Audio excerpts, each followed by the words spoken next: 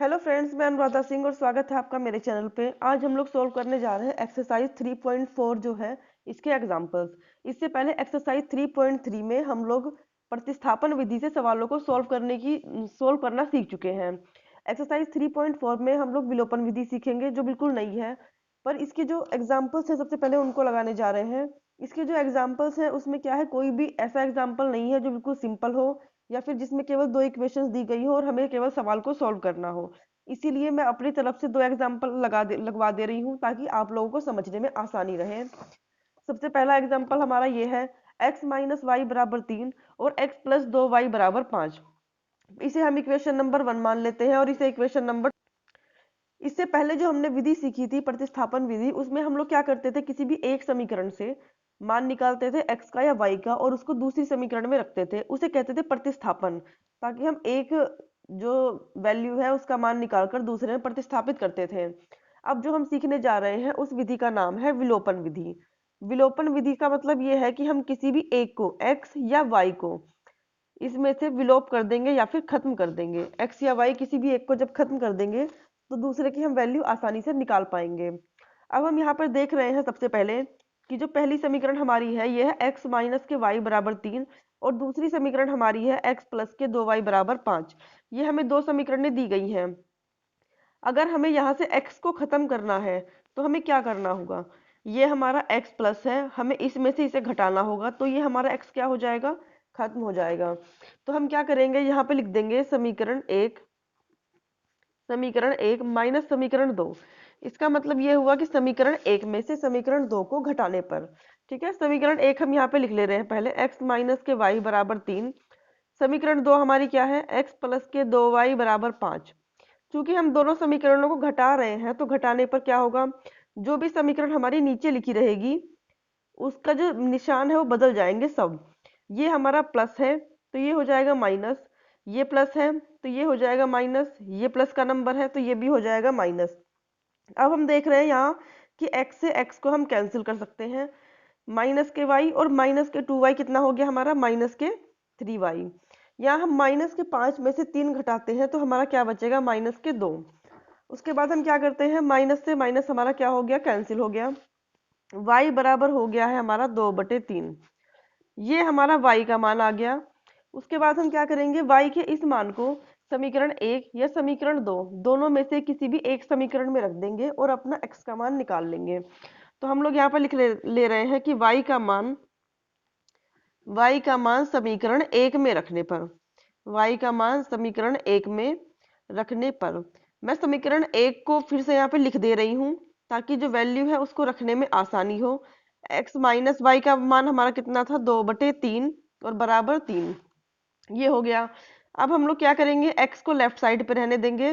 3 जो ये 2/3 है इसको राइट साइड पे ले आएंगे और चूंकि ये यहाँ माइनस है तो राइट साइड पे आने के बाद प्लस हो जाएगा। इसके बटे में हम 1 मानकर एलसीएम ले लेते हैं। x बराबर हमारा कितना आ गया, यहाँ पे एलसीएम हमारा हो जाएगा 3 और ये 3 3 9 और प्लस के 2। इन दोनों को जोड़ेंगे तो क्या हो जाएगा, 9 और 2 11/3। यहाँ से हमारा x का मान आ गया है 11/3। तो ये थी हमारी विलोपन विधि जिससे हम x और y हमने दोनों के मान निकाले हैं। पर इस विधि में भी हमें कई तरह के सवाल मिलते हैं जिनको हमें थोड़ा सा दिमाग लगा के या कई तरीके से सॉल्व करना होगा। तो मैं आगे एक एग्जाम्पल और बता दे रही हूँ जिससे आप लोगों को अच्छे से समझ में आए। तो अब हम लोग लगाने जा रहे हैं इसका एग्जाम्पल नंबर सेकंड। ये हमारा है एग्जाम्पल नंबर 2। इसको हम लोग सोल्व करेंगे। सबसे पहले हम लोग क्या करते हैं कि इसे समीकरण नंबर 1 मान लेंगे और इसे समीकरण नंबर 2 मान लेंगे। समीकरण 1 और 2 मानने के बाद हम देखते हैं कि क्या कोई ऐसा नंबर है हमारा जिसके गुणांक जो है एक जैसे हों, क्योंकि जब गुणांक एक जैसे होंगे तभी तो दोनों कट पाएंगे। यहाँ हम देख रहे हैं किसी का भी गुणांक एक जैसा नहीं है। तो हम लोग क्या करेंगे, इनमें से किसी भी एक का गुणांक या तो समीकरण एक में बराबर कर लेंगे। हम देख रहे हैं यहाँ पे कि यहाँ x के साथ 3 है, यहाँ पे x के साथ कुछ नहीं है। अगर हम समीकरण नंबर एक में 3 से गुणा कर दें तो यहाँ पे क्या हो जाएगा, यहाँ 3x आ जाएगा। फिर घटाने पर दोनों समीकरणों में से x जो है वो कट जाएगा। तो हम लोग यहाँ पे लिख दे रहे हैं कि समीकरण एक में 3 से गुणा करने पर, समीकरण एक में 3 से गुणा करने पर, समीकरण एक में 3 से गुणा करने पर क्या हो जाएगा, ये नहीं है कि हमें x बराबर करना है तो केवल x में ही मल्टीप्लाई करनी पड़ेगी। जब हम गुणा कर रहे हैं तो हमें पूरी समीकरण में गुणा करनी है, तो हम यहाँ 3 की यहाँ भी गुणा करते हैं, 3x हो गया हमारा। उसके बाद हम यहाँ गुणा करेंगे तो 3 दूनी 6y हो जाएगा हमारा, और 3 की जब यहाँ गुणा करेंगे तो 3 पचे 15 हो जाएगा। अब दूसरी समीकरण को हम ऐसे ही लिख लेते हैं नीचे, ये हो गया। यहाँ पर हम लिख देते हैं घटाने पर, क्योंकि इनके दोनों के जो साइन है वो सेम है, ये दोनों ही प्लस के हैं, तो ये दोनों एक दूसरे से कैंसिल नहीं हो सकते। घटाने पर क्या होगा, यहाँ हो जाएगा माइनस, यहाँ भी माइनस और यहाँ भी माइनस। मैंने आपको बताया था इससे पहले सवाल में, घटाने पर जो नीचे वाली समीकरण है, चाहे जो भी समीकरण नीचे हो, उसके सारे निशान बदल जाते हैं, उल्टे हो जाते हैं। यहाँ प्लस है तो यहाँ हो गया माइनस, यहाँ प्लस है यहाँ भी माइनस, यहाँ प्लस है तो यहाँ भी माइनस। अब ये दोनों कट गए हमारे, 6 में से 4 गया, कितना बचा हमारा 2y, और 15 में से 2 गया, हमारा कितना बचा 13। ठीक है, अब हम यहाँ से y का मान निकालेंगे, y बराबर हो गया 13/2। यहाँ से हमारा क्या हो गया, y का मान आ गया। अब ये y का मान हम समीकरण, किसी भी समीकरण में रख के x का मान निकाल सकते हैं। हम लोग यहाँ पे रख रहे हैं y का मान समीकरण 1 में। मैं यहाँ पे लिख दे रही हूँ कि y का मान समीकरण 1 में रखने पर, y का मान समीकरण 1 में रखने पर, समीकरण 1 फिर से लिख दे रही हूँ, x प्लस के 2y बराबर 5, ये हमारी समीकरण नंबर 1 है। x तो हमारा सेम रहेगा, 2 गुणा y के बदले हम क्या रखेंगे, हमारा 13/2 आया था, तो y के बदले हमने रख दिया 13/2 और बराबर 5। 2 से 2 हमारा कट गया, क्या बचा, x प्लस के यहाँ 13 और बराबर 5। ठीक है, इसके बाद हम लोग क्या करेंगे कि x बराबर हमारा क्या हो गया, x बराबर हो गया 5 माइनस के 13, जो ये 13 है इसको हम राइट साइड पे ले आएंगे, और यहाँ आने के बाद ये क्या हो जाएगा, माइनस हो जाएगा। तो x बराबर, जब हम दोनों को घटाएंगे तो 13 में से 5 गया, बचेगा 8, वो भी माइनस का, क्योंकि जो ये 13 है ये बड़ा नंबर है और ये है माइनस का। तो इस तरीके से विलोपन विधि से हमारा यहाँ x और y दोनों की वैल्यू आ गई। ये थे वो 2 एग्जाम्पल्स जो मैंने अपनी तरफ से लगवाए थे। अब इसके बाद हम लोग जो बुक में एग्जाम्पल दिए गए हैं उनको सॉल्व करते हैं। तो चलिए हम लोग पढ़ते हैं एग्जाम्पल नंबर 11, जो 11 दिया गया है इसको पढ़ते हैं। इसमें क्या दिया गया है कि 2 व्यक्तियों की आय का अनुपात जो है वो 9:7 है, और उनके खर्चों का अनुपात 4:3 है। यदि प्रत्येक व्यक्ति प्रत्येक महीने 2,000 रुपये बचा लेता है तो उनकी मासिक आय ज्ञात करनी है हमें। ठीक है, कि उनकी मासिक आय हमारी कितनी है। हम लोग सबसे पहले क्या करेंगे, जो ये दिया गया है अनुपात, इसे लिख लेंगे कि जो 2 व्यक्तियों की आय का अनुपात हमारा 9:7 है। उसके बाद हम क्या करेंगे कि मान लेंगे कि पहले व्यक्ति की जो आय है 9x है और दूसरे व्यक्ति की जो आय है वो 7x है। तो चलिए इतना लिख लेते हैं पहले। एग्जाम्पल नंबर ये हमारा 11 है। क्या दिया गया है इसमें कि 2 व्यक्तियों की आय का अनुपात, यहाँ पे लिख देते हैं, दिया है आय का अनुपात, आय का अनुपात हमारा 9:7 दिया गया है। तो हम मान लेते हैं, माना पहले व्यक्ति की जो हमारी आय है, माना पहले व्यक्ति की आय बराबर कितनी दी गई है, 9x मान लेते हैं हम, क्योंकि 9:7 है पहले व्यक्ति की आय अनुपात दूसरे व्यक्ति की आय, तो इसीलिए हम मान लेते हैं कि माना पहले व्यक्ति की आय 9x है और दूसरे व्यक्ति की जो आय हमारी है वो 7x है। ठीक है, 7x हो गया। इसी तरह जो है खर्च है उसका भी अनुपात दिया गया है कि उनके खर्चों का अनुपात, यहाँ पे लिखा है, और उनके खर्चों का जो अनुपात है वो 4:3 है। ठीक है, तो हम लोग इसको भी लिख लेते हैं कि खर्चों का अनुपात कितना दिया गया है, खर्चों का अनुपात 4:3 है। खर्चों का अनुपात बराबर 4:3। इसको भी हम फिर से उसी तरह की, माना पहले व्यक्ति द्वारा खर्च बराबर कितना हो गया हमारा 4y, यहाँ पे y मान लेंगे, ठीक है ना, क्योंकि x हम यहाँ पहले मान चुके हैं। तो लिख लेते हैं, माना पहले व्यक्ति का खर्च, माना पहले व्यक्ति का खर्च, अब तक तो आय की बात हो रही थी, अब खर्च की बात हो रही है, पहले व्यक्ति का, माना पहले व्यक्ति का खर्च जो हमारा है वो 4y हो गया, और दूसरे व्यक्ति का जो खर्च है हमारा, दूसरे व्यक्ति का खर्च ये हमारा कितना हो गया 3y। ठीक है ना, इतना हमारे सवाल में हो गया। अब ये बताइए, और बचत दी गई है हमें, बचत लिख लेते हैं, उसके बाद लगाते हैं आगे। और प्रत्येक व्यक्ति प्रति महीने में 2,000 रुपये बचा लेता है।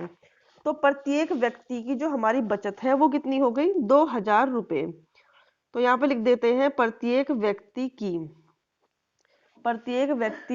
बचत बराबर, प्रत्येक व्यक्ति की बचत बराबर 2000 रुपये दिया गया है। ठीक है, तो प्रत्येक व्यक्ति की बचत हमने लिख ली कि 2000 रुपये है। अब अगर हमें किसी व्यक्ति की बचत निकालनी हो तो हम क्या करते हैं कि जो उसकी आय होती है उसमें से उसने जितना खर्च कर दिया होता है उसे घटा लेते हैं।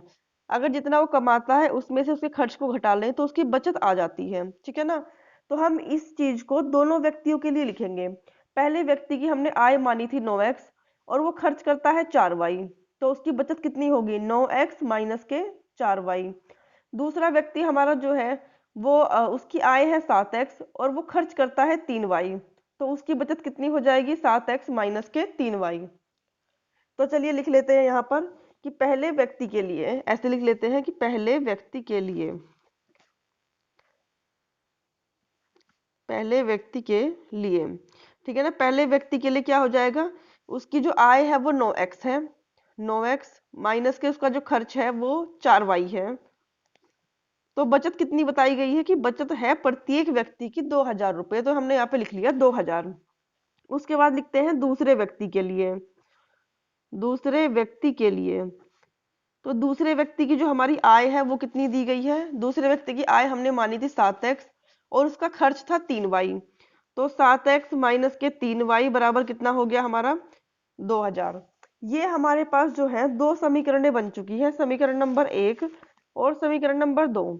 अब इन्हीं दोनों समीकरणों की सहायता से हम x और y के मान निकालकर तब उनकी जो है आय और जो उनका खर्च है उसकी वैल्यू निकाल सकते हैं। तो अब हमें क्या करना है, किसी भी तरीके से x और y के यहाँ से मान निकालने हैं। उसके लिए हम लोग क्या करेंगे, x या y के गुणांक जो है हमें बराबर करने होते हैं। तो x या y के गुणांक बराबर करने के लिए देखिए, जो छोटे गुणांक है हम पहले उन्हीं को बराबर करेंगे, छोटे गुणांक में हमें आसानी रहेगी। अगर यहाँ पर जो नंबर है यहाँ 4 है और यहाँ 3 है, हम यहाँ पर ऐसा कौन सा कॉमन नंबर बना सकते हैं, ठीक है ना, हम क्या करेंगे कि इस वाली इक्वेशन में कर देंगे 3 से गुणा और इस वाली इक्वेशन में कर देंगे 4 से गुणा। जब हम यहाँ 3 से गुणा करेंगे तो ये 12 हो जाएगा, 3 चौके 12। जब हम यहाँ 4 से गुणा करेंगे तो ये भी 12 हो जाएगा, 4 तिये 12। या फिर सोचने या कंफ्यूज होने की बिल्कुल जरूरत नहीं है, जो भी यहाँ नंबर लिखे हैं उनकी उल्टी क्रॉस मल्टीप्लाई, मतलब कि अगर यहाँ 4 लिखा है तो 4 की यहाँ मल्टीप्लाई और यहाँ 3 लिखा है तो 3 की इस समीकरण में मल्टीप्लाई, अदल बदल कैसे मल्टीप्लाई कर दीजिए, ये जो गुणांक है ये बराबर हो जाएंगे अपने आप। ठीक है, जो भी गुणांक आपको बराबर करना है, जिसके भी अगर x का गुणांक बराबर करना होगा तो इस समीकरण में 7 से मल्टीप्लाई और इसमें 9 से मल्टीप्लाई कर देंगे तो x के गुणांक बराबर हो जाएंगे। तो चलिए हम लोग अब इसमें गुणा करके लिख लेते हैं। पहले यहाँ पे लिख देते हैं कि समीकरण 1 में 3 से गुणा करने पर, समीकरण 1 में 3 से गुणा करने पर वह समीकरण 2 में, वह समीकरण 2 में 4 से गुणा करने पर, 4 से गुणा करने पर, ठीक है, ये हमारा हो गया समीकरण 2 में 4 से गुणा करने पर। हम समीकरण 1 में पहले 3 से गुणा करके लिख रहे हैं, यहाँ पर 3 से गुणा, ठीक है ना, तो 9 तिया कितना हो गया, 9 तिया हमारा हो गया 27x और यहाँ पर 4 तिया हो गया 12y। अब इसमें भी करनी पड़ेगी हमें 3 से गुणा, तो 3 दूनी कितना हो गया हमारा यहाँ पे 6000। अब समीकरण 2 में हम 4 से कर रहे हैं तो 4 सते हो गया हमारा 28, यहाँ पर 28x और 4 तिया यहाँ पर हो गया हमारा 12y और 4 की गुणा ही हम इसमें करेंगे तो 4 दूनी हो गया हमारा 8000 यहाँ पर। अब हम क्या करेंगे, क्योंकि दोनों के जो साइन है वो सेम है, अगर एक जैसे निशान यहाँ पर हो तो हमें समीकरण में घटाना पड़ता है, तो हम क्या लिखेंगे यहाँ पर, घटाने पर, ठीक है ना, घटाने पर क्या होगा, इसके निशान बदल जाएंगे, ये प्लस था तो माइनस हो जाएगा, ये माइनस था तो प्लस हो जाएगा और ये प्लस था तो माइनस। अब हम देखते हैं कि 28 में 27x गया तो माइनस के x बचेगा, ये दोनों कट गए, इन दोनों को आपस में घटाएंगे तो बचेगा माइनस के 2000, माइनस से माइनस कैंसिल, x बराबर हमारा कितना आ गया है 2000, ठीक है ना, x का मान जो हमारा है वो 2000 आया है। अब हम क्या करेंगे कि x का जो मान है वो देखिए पहले हमें क्या निकालना है, हमें y की जरूरत है या नहीं है, तभी हम y की वैल्यू निकालेंगे। यहाँ पे दिया गया है कि उनकी मासिक आय ज्ञात कीजिए। उनकी मासिक आय, और जो मासिक आय है उसमें केवल एक्स का ही इस्तेमाल हुआ है। ये रही मासिक आय, यहाँ पर केवल एक्स का ही इस्तेमाल हुआ है, तो हमें वाई का मान निकालने की जरूरत नहीं है। अगर वो कहता कि उनके खर्च भी बताइए तो हम वाई का मान जरूर निकालते, पर हमें यहाँ जरूरत नहीं है। तो हम क्या लिख दे रहे हैं, एक्स का मान हमारा आ गया है 2000। अब हम लिख देंगे पहले व्यक्ति की मासिक आय। पहले व्यक्ति की मासिक आय बराबर कितनी हो जाएगी हमारी, हमने माना था उसे कि 9x है, ठीक है ना। ये थी कि पहले व्यक्ति की मासिक आय हमारी 9x है, तो कितना हो जाएगा 9 गुणे 2000। x का मान क्योंकि हमारा 2000 आया है तो ये हो गया 18000। अब दूसरे व्यक्ति की मासिक आय बराबर कितनी थी हमारी 7x, तो हम यहाँ पर कर देंगे 7 गुणे 2000, कितना हो गया ये 14000। ठीक है, ये जो एग्जाम्पल नंबर 11 था ये हमारा कंप्लीट हो चुका है। हमारे जो दोनों व्यक्तियों की मासिक आय है वो आ चुकी है। और इस एग्जाम्पल में आप देखेंगे कि वाकई में थोड़ा सा बड़ा एग्जाम्पल था, थोड़ी यहाँ पे जो सोचने वाला काम था, कैलकुलेशन भी थी, तो इसीलिए मैंने इससे पहले दो एग्जाम्पल सिंपल से लगवा दिए थे ताकि ये चीजें जो समझने में आसानी हो जाए। तो चलिए अब हम लोग इसके बाद लगाने जा रहे हैं हमारा एग्जाम्पल नंबर 12। तो एग्जाम्पल नंबर 12 को हम लोग पढ़ लेते हैं। एग्जाम्पल नंबर 12 में क्या दिया गया है, यहाँ पे लिखा है कि विलोपन विधि का प्रयोग करके निम्न रैखिक समीकरण युग्म के सभी संभव हल ज्ञात कीजिए। ठीक है, यहाँ पे इन्होंने पहले से बता दिया है कि हमें विलोपन विधि का प्रयोग करना है। विलोपन विधि हम पहले ही सीख चुके हैं तो हम आसानी से लगा के इसको सॉल्व कर सकते हैं। ठीक है, चलिए हम लोग पहले इसकी दोनों समीकरण हैं इनको लिख लेते हैं। क्या है, 2x + 3y = 8। हमारा एग्जाम्पल नंबर है ये 12, और जो समीकरण है हमारी 2x + 3y = 8 दी गई है, और दूसरी जो समीकरण है हमारी वो है 4x + 6y = 7। ठीक है ना, ये हमें दो समीकरणें दी गई हैं, हम इसे समीकरण नंबर 1 मान लेते हैं और इसे समीकरण नंबर 2 मान ले रहे हैं। हो गया हमारा। अब हम क्या करेंगे, देखते हैं हम किसके गुणांक बराबर कर सकते हैं, x के या y के। अगर हम यहाँ पे गुणा करते हैं इस समीकरण में 2 से, ठीक है ना, 2 दूनी 4, तो यहाँ पर हमारे x के गुणांक बराबर हो जाएंगे। अगर 2 से ही गुणा करते हैं तो 3 दूनी 6, y के भी हमारे गुणांक बराबर हो रहे हैं। तो पहले हम किसी एक को अपने माइंड में रख के उसके गुणांक बराबर करते हैं। तो हम मान लिया x के गुणांक बराबर करना चाह रहे हैं। यहाँ पे लिख देते हैं समीकरण 1 में 2 से गुणा करने पर, समीकरण 1 में 2 से गुणा करने पर, ठीक है, समीकरण 1 में 2 से गुणा करके हम लोग लिख ले रहे हैं। जब 2 से यहाँ गुणा होगी तो हो जाएगा 2 दूनी 4x, जब 2 से यहाँ गुणा हो जाएगी तो 2 तिया 6y, और जब 2 से यहाँ गुणा होगी तो 8 दूनी 16। ये हमारा हो गया 4x + के 6y और बराबर 7। ठीक है ना, अब हम क्या करेंगे, घटाने पर, यहाँ पे जब बताया था ना गुणांकों के जब साइन एक जैसे निशान होते हैं तो यहाँ घटाना ही पड़ता है, क्योंकि तभी निशान बदलेंगे और तभी जो नंबर है वो कटेंगे।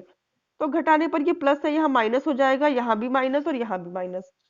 अब देख रहे हैं हम लोग कि ये भी कट जा रहा है और ये भी कट जा रहा है। तो जब दोनों ही कट गए हमारे तो लेफ्ट हैंड साइड में हमारा क्या आया, मतलब इधर साइड में हमारा क्या आया, 0। और इन दोनों को जब हम घटाएंगे तो यहाँ पे हमारा 9 बचता है। अब इस कंडीशन को देख के कुछ कुछ याद आ रहा होगा, इससे पहले की एक्सरसाइज में भी इस तरह कुछ कंडीशंस का सामना करना पड़ा था हमें, आई थी ऐसी कंडीशंस जहां कभी कभी तो ये इक्वल आ रहे थे दोनों चीजें, और एक कंडीशन ऐसी भी थी जहां पे नहीं इक्वल आए थे। तो हम लोग क्या करेंगे, जब ये क्या ये पॉसिबल है कि 0 = 9? बिल्कुल नहीं।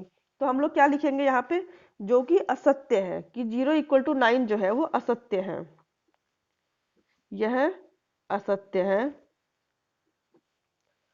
ठीक है ना, और ये वाली कंडीशन कब आती थी, मैंने वहां भी बताया था, ये वाली कंडीशन तब आती थी कि जब रेखाएं समांतर होंगी, क्योंकि जब रेखाएं ऐसे समांतर जा रही हैं तो वो एक दूसरे को कहीं पर काटेंगी ही नहीं और एक्स वाई के कोई पॉइंट आएंगे ही नहीं। ठीक है ना, तो ये असत्य है। अब हम यहाँ पे लिख देंगे थोड़ी सी ये वाली बात, कि जब भी रेखाएं, ये जो रेखाएं समांतर होंगी तो यहाँ पे क्या होगा कि जब ये दोनों रेखाएं जो काटेंगी ही नहीं तो हमें एक्स और वाई के कोई पॉइंट्स मिलेंगे ही नहीं, इसलिए इसका कोई सॉल्यूशन भी नहीं आएगा। मतलब कि जब एक्स और वाई जो है ये हमारे दोनों कट जाए, ठीक है ना, दोनों कैंसिल हो जाए, यहाँ 0 बच जाए या कुछ भी, तो यहाँ पे दो केस आते हैं जब ये कट जाए। तो एक सत्य केस आता है, एक असत्य। सत्य केस क्या होता है कि अगर यहाँ ऐसे 9 बराबर 9 बन जाए किसी भी तरीके से, ठीक है ना, वो सत्य केस होगा। तो जब वो सत्य वाला केस होता है तब हम क्या कहते हैं कि जो दोनों रेखाएं हैं वो एक दूसरे के संपाती हैं। पर यहाँ पर क्या है, ये सत्य नहीं है, ये असत्य वाला केस है। तो जब असत्य वाला केस होगा तब दोनों रेखाएं एक दूसरे के समानांतर होंगी, ठीक है। तो हमने लिख दिया कि ये असत्य केस है, और यहाँ पे लिख देंगे अतः दोनों रेखाएं एक दूसरे के समानांतर होंगी और इस दी गई समीकरण का कोई हल संभव नहीं होगा। तो ये लाइन तो हमने लिख दी कि यह असत्य है। अब हम लिख दे रहे हैं कि अतः समीकरण युग्म का कोई हल नहीं है। अतः समीकरण युग्म का कोई हल नहीं है। समीकरण युग्म का कोई हल नहीं है, ठीक है। तो ये हमारा एग्जाम्पल नंबर जो हमारा 12 था वो भी हमारा कंप्लीट हो गया है। तो इसको पहले हम लोग ठीक से पढ़ लेते हैं कि इसमें क्या दिया गया है। मोस्ट कंफ्यूजिंग क्वेश्चन होता है ये बच्चों के लिए, बच्चे बहुत परेशान होते हैं इस क्वेश्चन में। तो सबसे पहले क्या लिखा है कि 2 अंकों की एक संख्या है एवं उसके अंकों को उलटने पर बनी संख्या का योग 66 है। यदि संख्या के अंकों का अंतर 2 हो तो संख्या ज्ञात कीजिए। ऐसी संख्याएं कितनी है, ठीक है ना, ऐसी संख्याएं कितनी है हमें ये भी बताना है। तो क्वेश्चन हमने पढ़ लिया। सबसे पहले बात आती है 2 अंकों की एक संख्या। 2 अंकों की संख्या आप लोग समझ ही गए होंगे कि 9 से जो ऊपर संख्याएं होती है, मतलब 9 से ऊपर और 99 तक जो संख्याएं होती है वो सारी 2 नंबर की होती है, ठीक है ना। दोनों में उसमें उन संख्याओं में 2 नंबर होते हैं। उसके बाद क्या है, एवं उसके अंकों को उलटने पर बनी संख्या।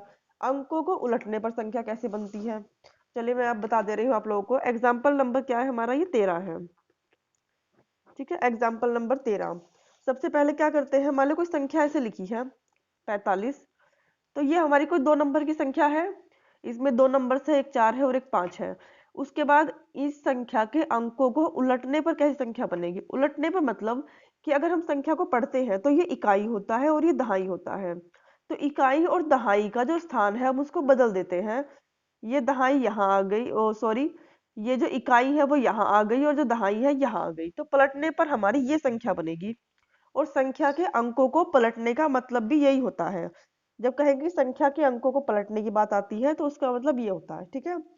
यहाँ पे एक बात और आपको नोट करवा दूं कि जब भी कोई संख्या ऐसे लिखी होती है तो ये इकाई है और ये दहाई है। दहाई आप लोग जानते हैं कि 10 की दहाई होती है। अगर हम इसका प्रसार रूप लिखें, प्रसार रूप कई बार छोटी क्लासों में सिखाया भी जाता है, तो प्रसार रूप हमारा इसका क्या हो जाएगा, ये 4 ऐसे ही रहेगा और यहाँ कितने की गुणा हो जाएगी, 5 गुणे 10, ठीक है। तो ये इसका प्रसार रूप है। इसी जो फॉर्म है इसका हमें यूज बहुत ज्यादा करना है। मान लिया हमारी कोई संख्या ऐसे है एक्स वाई। एक्स वाई मतलब हमारा कोई नंबर है, एक एक्स है, जैसे मान लिया ये 4 था ना, तो उसके बदले यहाँ एक्स है और 5 के बदले यहाँ वाई है। ऐसे कोई भी नंबर हो सकते हैं, क्योंकि यहाँ तो हमने अपनी तरह संख्या मान ली। पर जो एग्जाम्पल है हमारा उसमें ऐसे कोई नंबर दिया नहीं है, तो हमें वहां पर एक्स वाई ही मानना होगा। तो अगर मैं आपको कहूँ कि एक्स वाई का प्रसार रूप क्या है, तो इसका रूप हो जाएगा 10 गुणे एक्स और प्लस के वाई। अब मैं आपसे कह रही हूँ कि संख्या के अंकों को उलट दो। संख्या के अंकों को उलटने का मतलब है कि इसे वाई एक्स लिख दो। अब इसका प्रसार रूप क्या बनेगा, अब इसका प्रसार रूप बनेगा 10 गुणे वाई प्लस एक्स। इस चीज का बहुत ही इंपॉर्टेंट रोल है इस क्वेश्चन में या इस टाइप के जितने भी क्वेश्चन आते हैं उन सब में। क्योंकि जब बच्चे इस प्रसार रूप को नहीं समझ पाते तो जो संख्या को उलटने पर बनी संख्या है या फिर संख्या का जो असली रूप है उसे समझ ही नहीं पाते कि उसको कैसे सॉल्व करें। यहीं पे उनसे मिस्टेक हो जाती है और ये तो सवाल की स्टार्टिंग है। अगर यही मिस्टेक हो जाएगी तो आगे का पूरा सवाल गलत हो जाएगा। तो चलिए आगे हम लोग लिख लेते हैं कि माना माना 2 अंकों की संख्या का जो इकाई का अंक है, पहले हम उसे मान लेते हैं कि माना 2 अंकों की माना 2 अंकों की जो संख्या है हमारी, 2 अंकों की संख्या का इकाई का अंक, 2 अंकों की संख्या का इकाई का अंक बराबर हमारा y है। इकाई का अंक हमने जो है वो y मान लिया और माना दहाई का अंक बराबर कितना हो गया, माना दहाई का अंक x हो गया, ठीक है ना, अंक बराबर x। अगर इकाई का अंक है y और दहाई का अंक है x तो संख्या क्या होगी? तो संख्या हमारी क्या हो सकती है? इकाई और दहाई, ऐसी तो बनती है संख्या। तो संख्या हमारी ये हो गई। अब इसका हम प्रसार रूप लिखेंगे। बच्चे कंफ्यूज होते हैं एग्जाम में या फिर किसी बुक में या क्वेश्चन बैंक वगैरह में, यहाँ इस तरीके से देने के बाद 10x+y ऐसे लिख दिया जाता है। फिर वो सोचते हैं कि ये नंबर कहाँ से आ गया, कैसे लग गया। तो मैंने आपको पहले ही बता दिया है कि वो सब इसकी जो एक्सपेंडेड फॉर्म होती है वो होती है, मतलब कि इसका प्रसार रूप होता है। तो चलिए यहाँ पे लिख लेते हैं, अतः प्रसार रूप बराबर, प्रसार रूप क्या हो जाएगा इसका? 10x+y, ठीक है ना, क्योंकि ये इकाई है और ये दहाई 10 की होती है, तो यहाँ 10 से गुणा कर दी गई। अब उसके बाद हम क्या करेंगे? ये हमारी एक संख्या हो गई, इसका प्रसार रूप हो गया। इन्होंने कहा कि संख्या के अंकों को उलटने पर जो नई संख्या बनी है ना, उसके बारे में बात हुई है। ये रहा हमारा एग्जाम्पल। यहाँ पे कहा गया है कि एवं उसके अंकों पर को उलटने पर बनी संख्या का योग, मतलब कि एक तो ये वाली संख्या और इसके अंकों को उलटने पर जो संख्या बनी है एक वो वाली संख्या, दोनों का जो योग है वो 66 है, ठीक है। तो अब हम अंकों को उलटने पर जो संख्या बनती है उसको बना लेते हैं। तो हम यहाँ पे लिख देते हैं कि संख्या के अंकों को उलटने पर बनी, संख्या के अंकों को उलटने पर बनी, अंकों को उलटने पर बनी नई संख्या, पर बनी नई संख्या क्या हो जाएगी हमारी? अगर हम संख्या के अंकों को उलट देते हैं तो हमारी नई संख्या बनेगी yx, और इसका प्रसार रूप क्या हो जाएगा? प्रसार रूप हो जाएगा हमारा 10y+x, ठीक है। ये हमारी होगी दोनों जो हमने बनानी थी समीकरण या उनके रूप, वो हमने लिख लिए हैं। अब क्वेश्चन में कहा गया है कि जो ये वाली संख्या थी और जो उलटने पर संख्या बनी थी, दोनों का जो योग है वो 66 है। तो हम यहाँ पर लिख देते हैं प्रश्न से कि 10x+y और 10y+x बराबर 66 है, मतलब कि जो दोनों का योग है वो 66 है। अब हम सॉल्व कर लेते हैं। 10x और 1x कितना हो गया यहाँ पर? 11x। 10y और 1y कितना हो गया? 11y बराबर 66। अब हम 11 यहाँ से कॉमन ले रहे हैं, तो यहाँ हमारा क्या बचेगा? x+y बराबर 66। 11 को सामने भेज के 66 को भाग कर दे रहे हैं। x+y बराबर 66/11, तो 11 6 66। ये हमारा हो गया x+y बराबर 6, ठीक है ना। ये हमारी एक समीकरण बन गई, 11 6 66, यहाँ पे x+y बराबर 6। ये रहा, ये हमारी एक समीकरण बन गई। तो इसको हम मान लेते हैं समीकरण नंबर 1। अब क्या होगा? उसके बाद कहा गया है कि यदि, यहाँ पर कहा गया है यदि संख्या के यदि संख्या के अंकों का अंतर 2 हो, मतलब कि संख्या के अंकों का जो अंतर है वो 2 है, ठीक है। तो हम लोग इसको लिख लेते हैं कि दिया है संख्या के अंकों का अंतर, संख्या के अंकों का अंतर बराबर 2, अंकों का अंतर बराबर 2। देखिए सबसे पहले हम ये देखेंगे कि जो ये 2 है ना, ये माइनस में नहीं है, प्लस में है, ठीक है। ये प्लस में है, कोई भी संख्या हमारी हो सकती है। अब हम अगर यहीं से हम एग्जाम्पल ले लें कि अगर ये 45 है, हमें नहीं पता भी संख्या क्या है वो, ठीक है ना। अगर हम संख्या के अंकों का अंतर यहाँ से करते हैं तो 4 में से 5 अगर घटाते हैं तो -1 आता है, पर अगर यहाँ से संख्या के अंकों का अंतर करते हैं तो +1 आता है, ठीक है ना। अब हम कंफ्यूज ये है कि हम इनमें से कौन सा लें, मतलब कौन सा सही होगा। जरूरी नहीं कि हमारा मतलब ये माइनस आ रहा है तो गलती होगा। तो हम इन दोनों केस को जो है लेकर सॉल्व करेंगे, ठीक है ना। तो हम यहाँ पे लिख लेंगे कि यहाँ पे जो हमारे हैं 2 केस बनते हैं और दोनों केस को हम लिख लेंगे कि जो भी नंबर बड़ा होगा उसमें से हम छोटे वाले नंबर को घटा लेंगे, तब हमारा ये प्लस का नंबर आया है, ठीक है। मैं लिख दे रही हूँ तो और थोड़ा समझ में आ जाएगा। लिख देते हैं कि यहाँ पर 2 केस बन सकते हैं, ठीक है ना। यहाँ पर 2 केस बन सकते हैं। कौन कौन से केस बन सकते हैं? वो भी अंतर के लिए। ये तो पहली इक्वेशन तो यहाँ तक फाइनल हो गई। अंतर के लिए ये भी हो सकता है कि x में से y को घटाने पर 2 आया हो, या फिर ये भी हो सकता है कि मैं यहाँ पे लिख दे रही हूँ केस 1। ये है हमारा केस 1 या ये भी हो सकता है कि y में से x को घटाने पर 2 आया हो सकता है y जो है वो नंबर बड़ा हो और ये वाला नंबर छोटा हो, तब घटाने पर 2 आया हो। ठीक है, ये दो केस हैं, तो हमें दोनों केस को एक साथ मतलब बारी बारी से लेके सोल्व करना है, और वो भी इस इक्वेशन के साथ जो हमारी ये पहली वाली इक्वेशन है इसके साथ। ठीक है ना, तो सबसे पहले हम केस 1 को लेते हैं। केस 1 को सबसे पहले हम अपनी पहली इक्वेशन लिख लेते हैं कि x प्लस वाई बराबर 6 है, और केस 1 हमारा क्या है, इसको मैं लिख दे रही हूँ केस सेकंड। केस 1 हमारा है x माइनस के वाई बराबर 2। अब देखिए यहाँ पे गुणांक तो इनके बराबर ही है आपस में, और हमें घटाने की भी जरूरत नहीं है क्योंकि जो साइन है इन दोनों के पहले से अलग अलग हैं। अगर आप घटाने पर लिख भी देते हैं और यहाँ पे साइन चेंज करते हैं तब भी आंसर सही आएगा, तब घटाने पर लिखेंगे तो यहाँ से y की वैल्यू निकलेगी। अब हम लोग क्या करते हैं, यहाँ से दोनों कट हो गए, x और x कितने हो गए हमारे, 2x, 6 और 2 8। ठीक, तो यहाँ से x बराबर कितना आ गया, 8/2 बराबर 4। x बराबर यहाँ से हमारा 4 आ गया। ठीक, अब हम क्या करेंगे, x का मान हम समीकरण 1 में रख लेते हैं। समीकरण 1 में रखने पर अगर हम x का मान समीकरण 1 में रखेंगे तो वहां से हमारा y का मान आ जाएगा। समीकरण 1 हमारी ये है, ये ऊपर वाली, तो यहाँ हम x का मान 4 रखेंगे प्लस y बराबर 6। y बराबर हो गया 6 माइनस 4, तो y बराबर क्या आ गया हमारा 2। ठीक है, ये हमारे x और y की वैल्यू आ गई। अगर हमारे x बराबर 4 होता और y बराबर 2 होता, मतलब कि x बड़ा होता y से, तो हमारी संख्या क्या होती, संख्या हमारी है एक्स वाई। ठीक है, तो y के बदले हम क्या रखते हैं यहाँ पर 2, और x के बदले क्या रखते हैं 4, तो संख्या हमारी 42 होती।